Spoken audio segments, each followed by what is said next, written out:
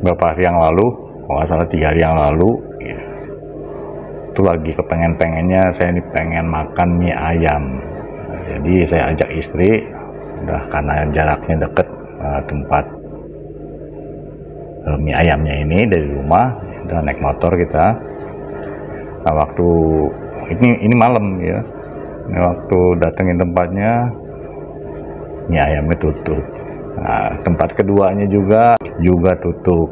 Nah, saya inget-inget ini dekat rumah juga tapi arah yang berbeda, ini ada mie ayam ya, tempat mie ayam lah ya.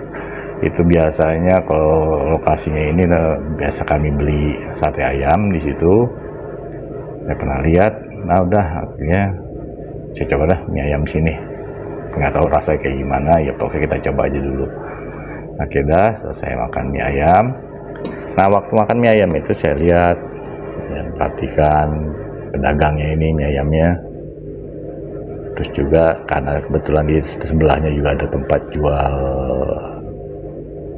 ya seperti mie goreng lah ya, beda menu. Jadi sebelah tempat saya makan mie ayam sama mie bakso, sebelahnya ada jual mie goreng, sebelahnya lagi ada jual Thai tea kalau nggak salah. Jadi ada 3 kios gitu.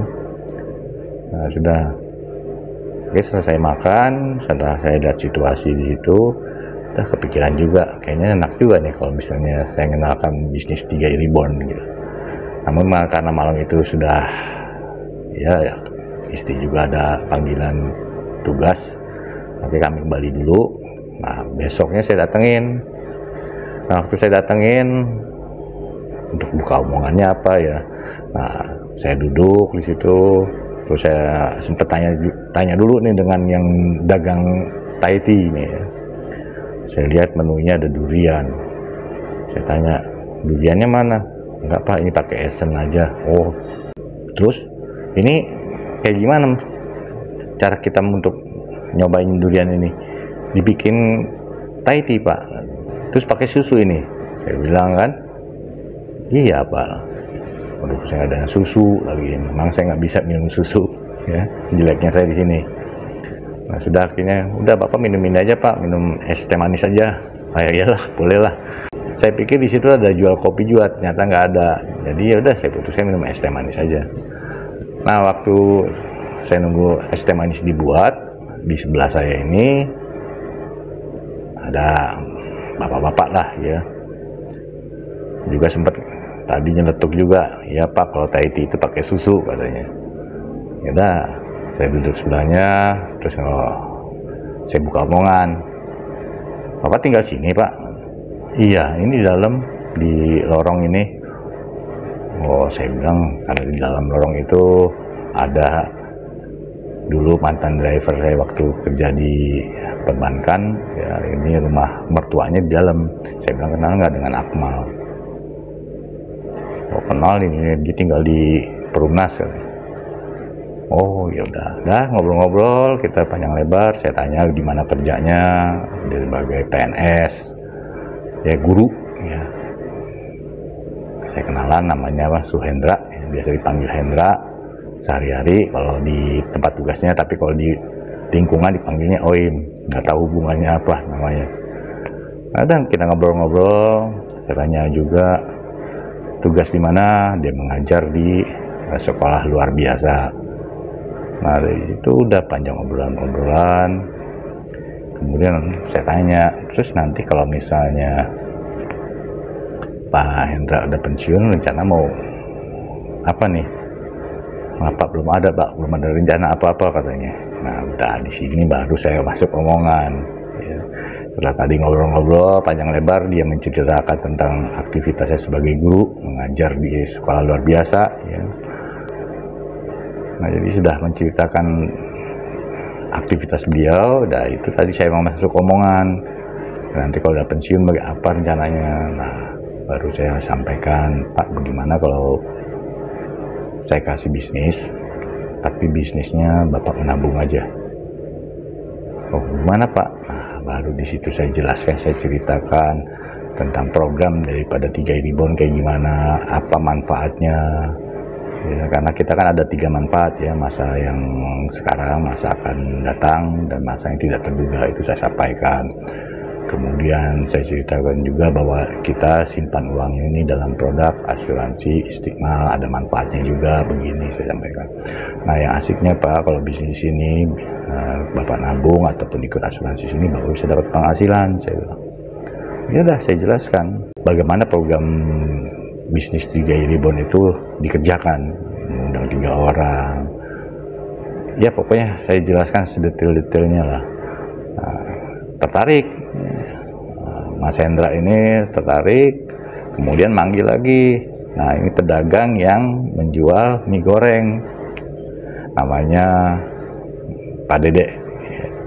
Jadi kita bertiga ngobrol panjang lebar.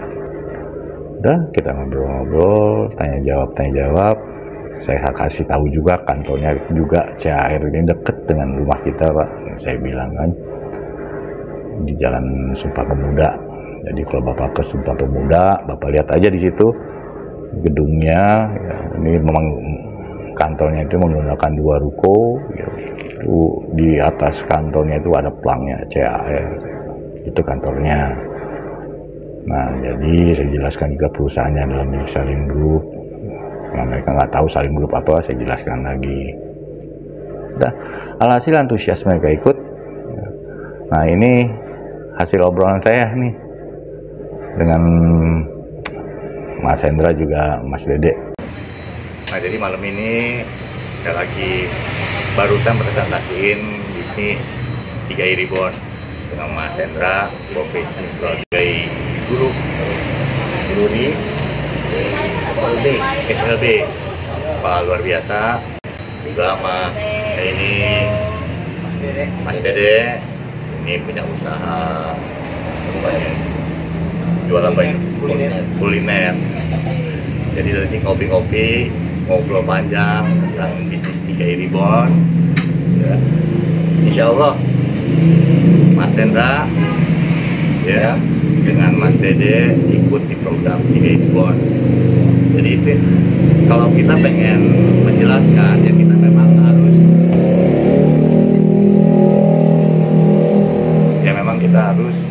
menjelaskan, ketemu langsung dengan calon mitra kita, calon bisnis 3 Reborn. Ya kita juga di sini bisnis tadi yang ditangkap apa bisnis ini? Asuransi. Kita nyimpen nabung bisnisnya, nabung. Asuransi. Nah, nabung dengan asuransi.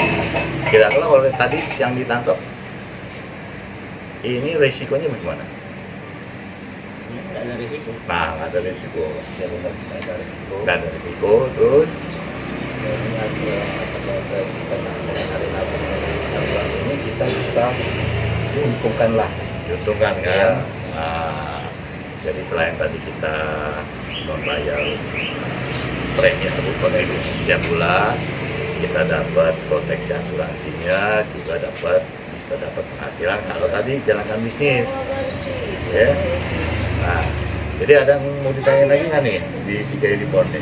Udah jelas semuanya nggak? Ya, tadi sudah jelaskan dari awal sampai hari ini kami sudah paham. Udah paham kan? Nah, dari mereka tadi. Nah, jadi nanti kalau misalnya Mas Dede sama Mas Hendra masih bingung, saya udah buat konten YouTube, konten video di dalam channel YouTube saya ini. Tinggal nanti ditonton mengenai produknya, menjelaskan kayak gimana. Terus juga marketing plan-nya juga saya sudah buatkan di channel YouTube. Nanti tinggal dipelajarin aja, lebih jelas. Karena saya tadi juga menjelaskan secara umum aja tentang bisnis, tentang perusahaannya kira-kira khawatir nggak nih? Nggak khawatir ya, perusahaannya keren ya. Salim Group, udah tahu Salim Group ya? Udah tahu Salim Group kan? Bisa Punapit tuh. Jadi buat teman-teman, ini saya ada di kawasan Jalan Bukora 2, yang dekat rumah juga. Kalau saya di Bukora 1, ini saya tadi memang sengaja mampir, pengen ngopi aja. Ketemu dengan ini Mas Hendra. Saya tanya sebagai ibu, nah cocok saya jelaskan.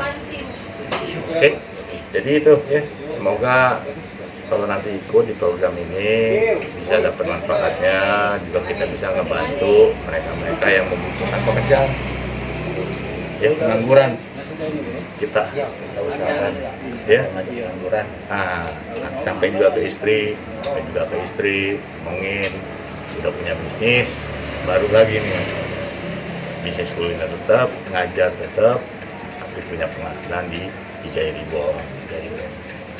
Ngerti nggak? Oke, sampai ketemu lagi nanti di video saya selanjutnya. Salam, bye.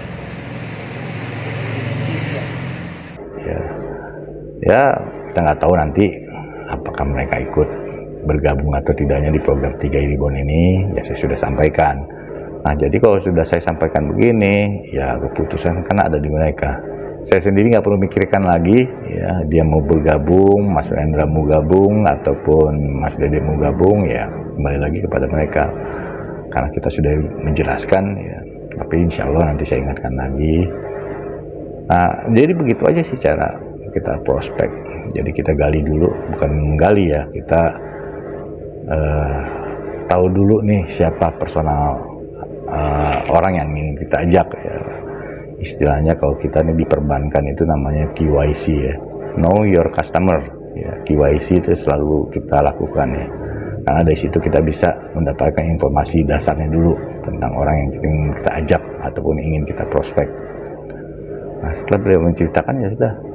Begitupun dengan Mas Dede juga, saya tanyakan apa dulu kegiatannya, dia pernah ikut trading katanya, habis berapa, sekian, nah terus hasilnya apa, nggak ada apa katanya, sudah lama ikut tapi itulah katanya, saya nggak kuat di uangnya. Oh, saya tinggalkan formulir untuk isi datanya juga surat pernyataan. Nah itulah sekedar cerita saya bagaimana proses saya mengajak ketika saya melakukan kegiatan secara offline. Nah jadi itu aja cerita saya di video kali ini ya. Semoga apa yang saya sampaikan atau saya ceritakan di dalam video ini sedikit banyaknya bisa memberikan contoh bagaimana kita melakukan pendekatan ataupun melakukan prospek kepada calon mitra kita. Oke, sampai ketemu lagi di video saya selanjutnya. Salam, bye.